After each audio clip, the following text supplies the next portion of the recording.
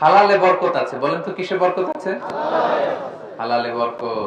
অল্প হইলেও বরকত আছে। ধরেন যে আমি আলুর ভর্তা পান্তা ভাত দিয়ে খাইলাম, কিন্তু খুব তৃপ্তি, স্বাস্থ্য ভালো, সুঠাম দেহ, ফ্যামিলিতে সুখ, ছেলে কথা শুনে, ওয়াইফ নামাজ পড়ে, তাহলে তো দুনিয়াটাই জান্নাত হয়ে গেল, ঠিক কিনা বলেন? আর ধরেন আপনি পোলাও, কুরমা, বিরিয়ানি এগুলো খাইলেন, ডানে বায়ে ইচ্ছা মতো কামাই করলেন, কিন্তু এমন রোগ আল্লাহ দিছে, একটা হসপিটালের বিল পরিশোধ করতে 10 লাখ নাই, এরকম আছে না? নেই? একটা হসপিটালের বিল দিতে যে 10 লাখ টাকা নাই।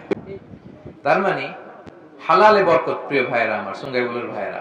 এজন্য হালালের সাথে থাকবেন। সাময়িক ওই লটারি পেয়ে আমি অনেক টাকা পেলাম, ওই জুয়া খেলে আমি অনেক টাকা পেলাম, জুয়া খেলে তো মানুষ আসলে নিঃস্ব হয়, কিন্তু সাময়িক কিছু টাকা পয়সা পেয়ে আপনি এটার সাথে জড়াবেন না। এই জীবনটা একেবারে ক্ষণিকের। আপনার দাদাকে আপনারা দেখছেন না, আজকে আছে দুনিয়াতে, অনেকের বাবাও দুনিয়াতে নাই। আমরাও একদিন থাকবো না। কিয়ামতের কঠিন ময়দানে আল্লাহ তাআলার সুপ্রিম কোর্টের কাঠগড়ায় প্রতিটি জিনিসের হিসাব আল্লাহ চাইবেন। ফামান ইয়ামাল মিসকালা যাররাতিন খাইরান ইয়ারা। ছোট্ট ভালো করেছো, এটা দেখবে, প্রতিদান পাবে। ছোট্ট খারাপ করেছো, এটা তুমি নিজে দেখবে আমলনামায়। অবাক হয়ে যাবেন, মালি হাযাল কিতাব লা ইউগাদিরু সাগীরাতান ওয়ালা কাবীরাতান ইল্লা আহসাহা।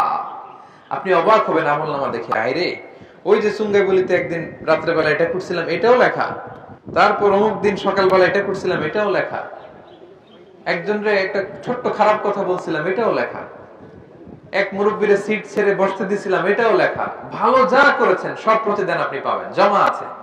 আপনার অ্যাকাউন্ট বোঝাই হচ্ছে, পাহাড়ের মতো উঁচু করে আপনার আমলনামে আল্লাহ এগুলো ঢুকিয়ে দিবে।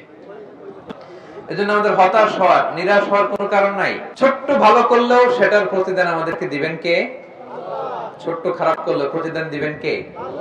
আল্লাহ তাআলা বরকত দেয়ার মালিক।